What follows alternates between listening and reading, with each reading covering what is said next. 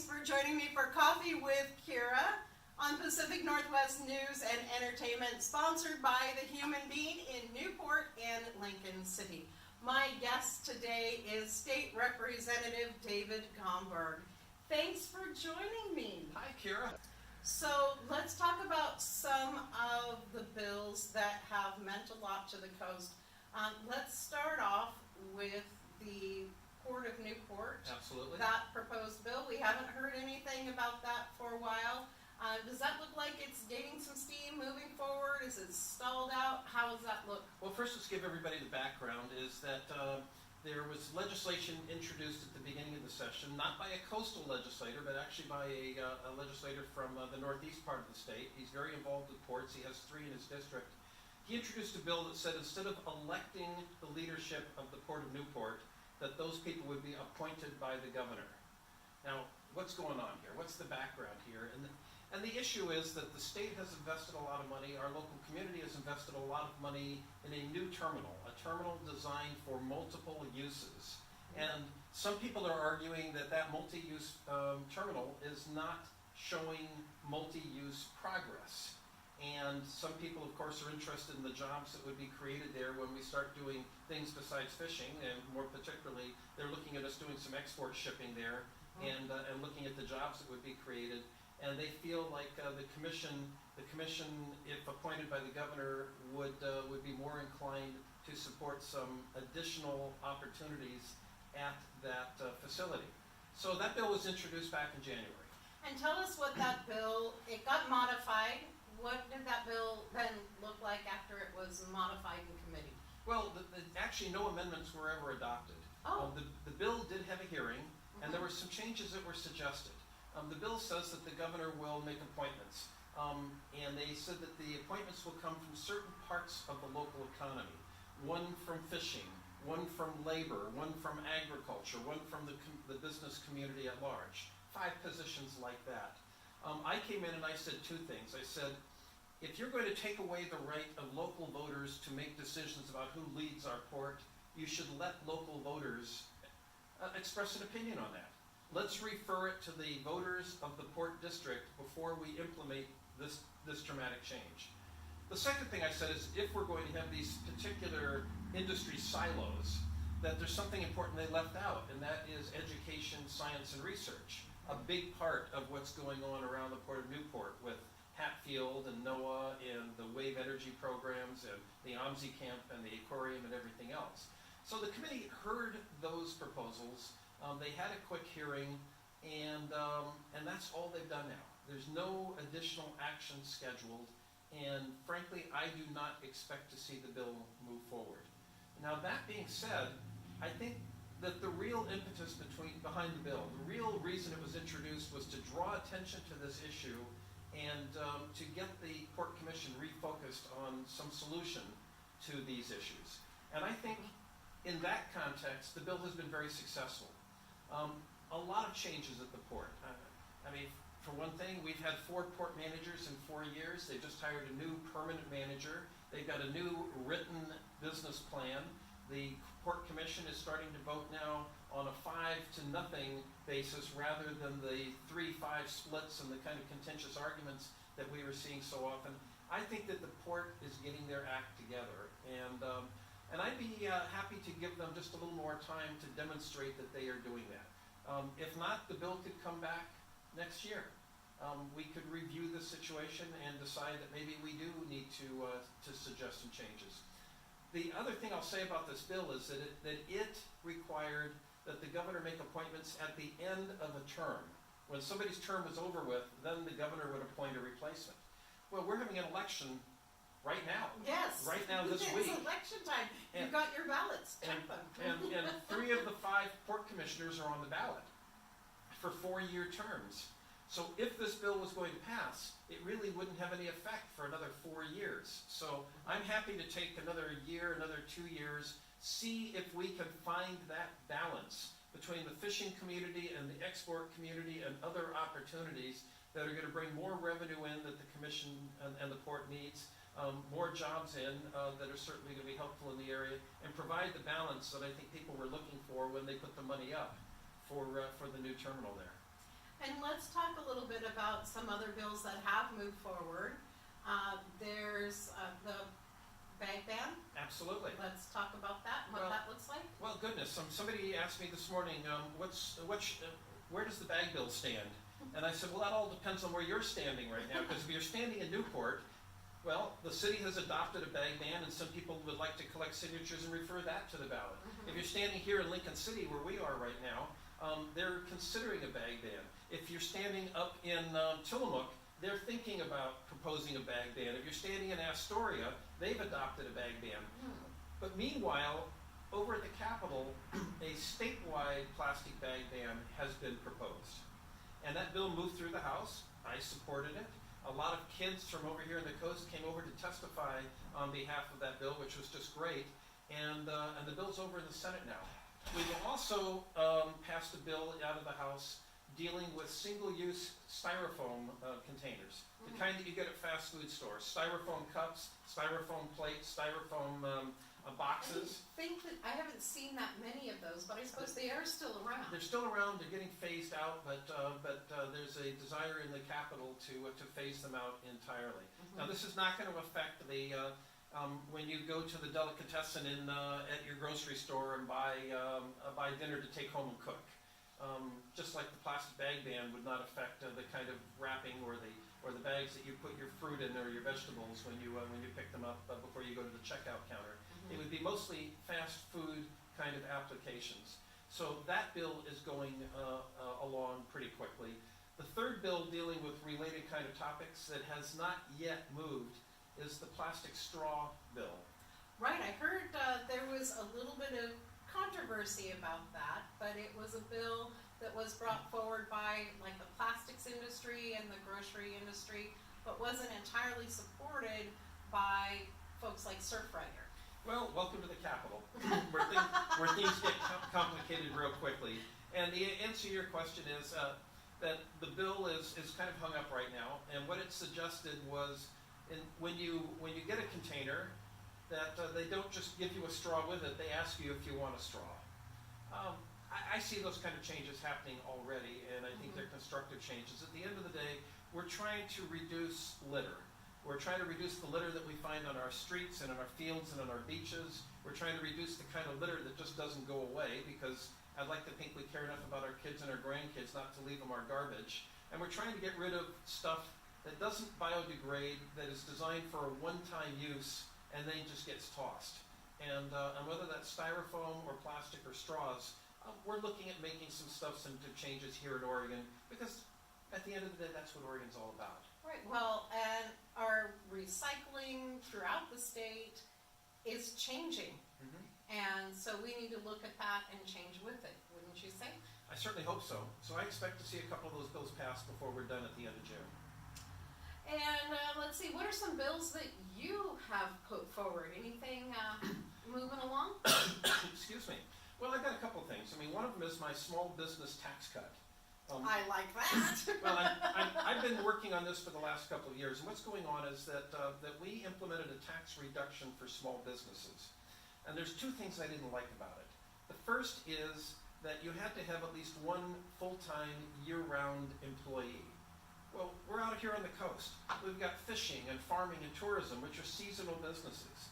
And we've also got businesses that hire seniors or working parents or students. And to say that you have a full-time, year-round employee leaves out a lot of the kind of businesses that we have right here. So that troubles me. The second thing that troubled me is that the way this law was written, 90% of the benefits go to business owners who make more than $1 million. Making $1 million yet? No, me either. I could say yes. Me either. And if you're making more than $1 million profit in your small business, I'm proud of you and I'm a little envious of you. But I don't think that you need a major tax cut. So what I'm proposing is, first of all, that we open it up so businesses that have part-time employees qualify. The second thing I want to do is I want to actually reduce the tax rate for business owners that make less than $75,000 a year. And the third thing, well, I should say reduce the tax rate on the first $75,000. And the third thing I want to do is I want to cut off this new benefit at $500,000 of profit. You get the benefit on the first 500,000, but you don't get it on anything you make over that. And it's interesting that when you broaden the number of people that qualify, you reduce the tax rate, and you also reduce the amount of people that can qualify it based on their income. We add about 10,000 more businesses that get this tax break. We reduce taxes for them, and the whole thing is revenue neutral. It doesn't cost the state anything more because we're reducing it at the top and expanding it at the bottom. That's one of my proposals. I've got another proposal which is really very interesting out here at the beach, because the state law now says that we have a particular agency. It's called DOGAMI, the Department of Geology and Mineral Industries. And their job is to help us figure out where the tsunami inundation line is. And that's very important. We want to know where the line's going to be when something happens out here. But the second thing the statute says is, after they identify the line, they will prevent any new major development within that line. Oh, And then the third that thing could they be say, an issue. and they say no new fire departments, no police departments, no schools, no hospitals inside the inundation line. And the third thing they say is if there's any other kind of development, we're going to advise you on how to do it and help you mitigate the risk of doing it. Well, I'm not looking to build new schools inside the inundation zone, but I'm troubled that the state of Oregon now has these programs where they're offering money to help beef up our schools, and they won't let any of the schools that are inside the inundation zone use that money to do repairs, to strengthen themselves, to prepare for an earthquake, or for that matter, to move out of the inundation zone like so many of them here in Lincoln County have done. Yeah, classic example is Walport. Walport, exactly.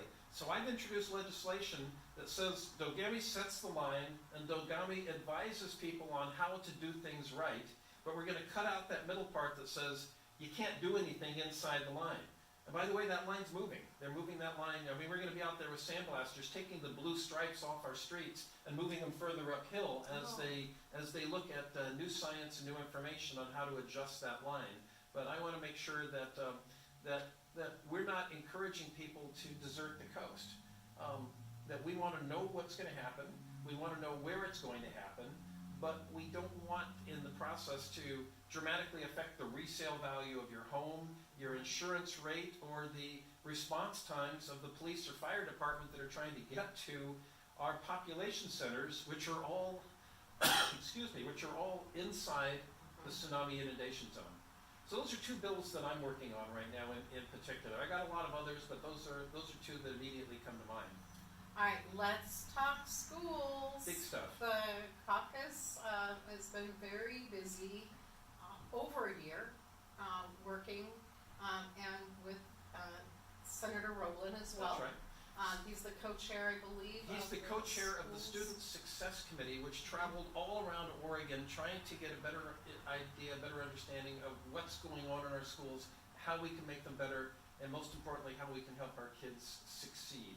And they came back with a game plan of how we could better achieve what they call the quality education model. And everybody agrees that to do that, we need to spend about another $1 billion, billion with a B, on schools statewide. We want to invest some of that in career technical education for kids that are very successful. That are going to go out into jobs rather than off to a university. We want to invest about half of that in classroom performance, and we want to do it in ways that are measurable. So we're not just giving you money and saying, hey, go do good things. We're saying, here are some of the things that we expect to see, and here's how we're going to measure them, and we're going to grant you money to help accomplish them, but you're not going to get more money if you don't show progress. And the third thing that I think is really interesting is that about a quarter of the money is intended for early learning and preschool programs. Imperative. Because what's going on is we've got kids that come from households that are income insecure, healthcare insecure, they are food insecure. 1 in 5 of the kids here in Lincoln County is considered homeless. A statistic that frankly I'm just ashamed of, that 1 in 5 of our kids doesn't have a predictable long-term place to spend the night. And we've got too many kids that are showing up at school and they're coming from environments where their health care and mental health issues, they're worried about the first meal break, not about the first class. And so we need to invest in our kids even before they're ready to go to school to make sure that when they get to school, they're ready to learn, and that we can, at the same time, begin to reduce our classroom sizes, reduce our absentee rate, increase our graduation rate. For me, a lot of that comes down to the length of the school year. Our school year is 3 weeks less than the national average.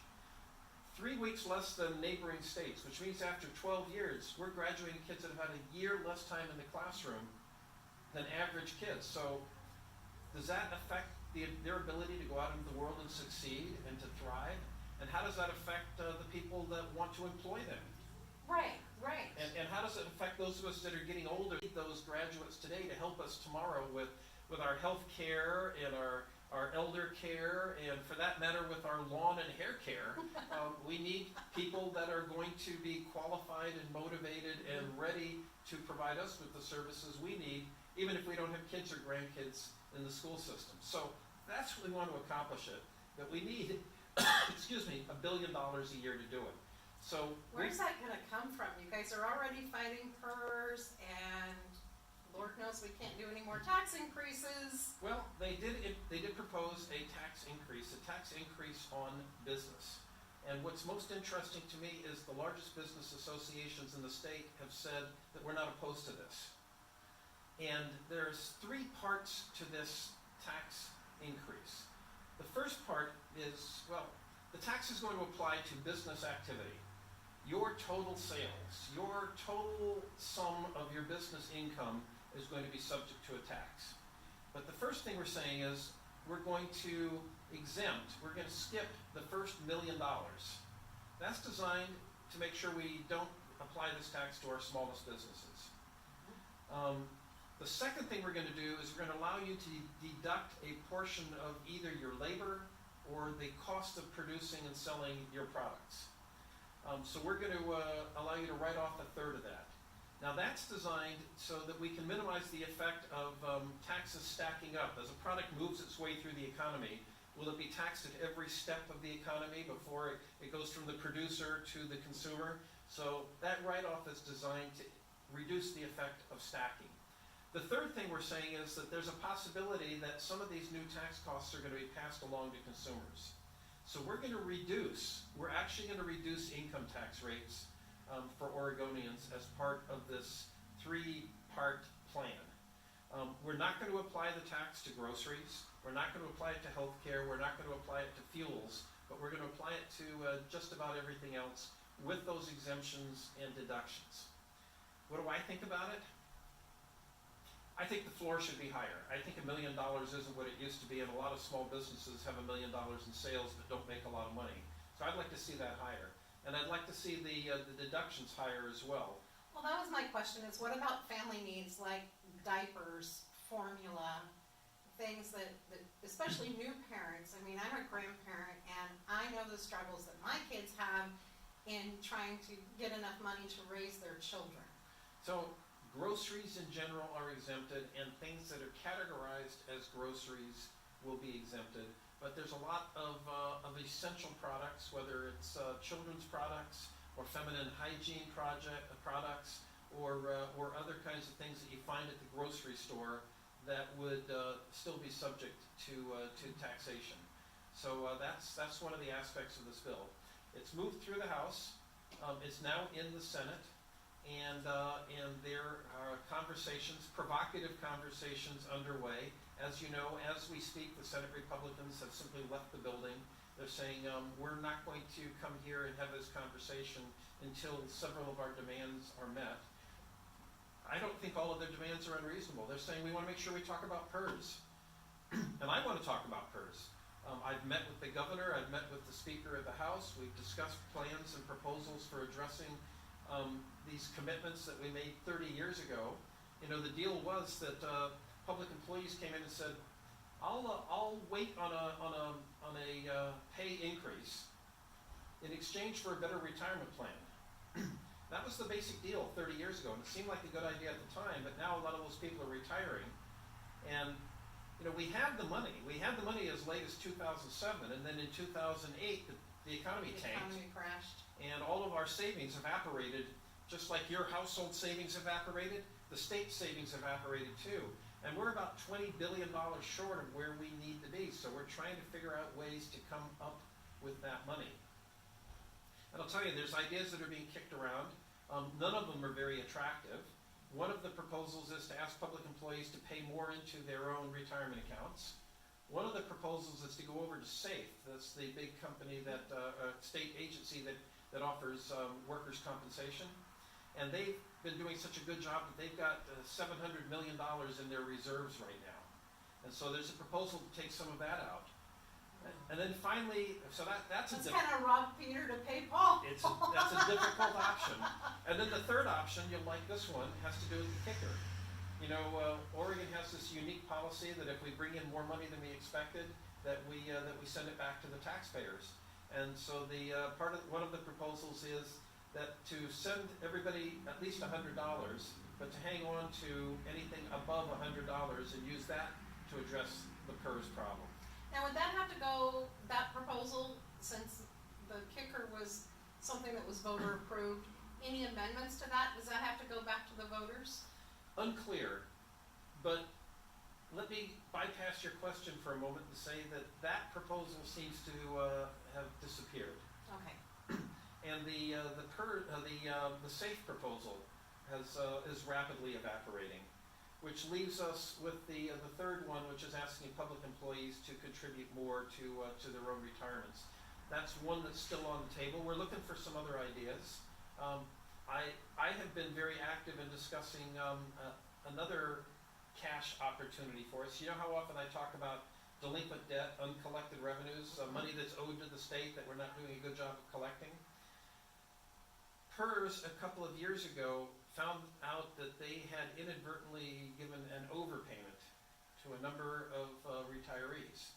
And there is close to $60 million in PERS accounts right now that they are slowly getting back by taking 10% out of your paycheck, your retirement check every month.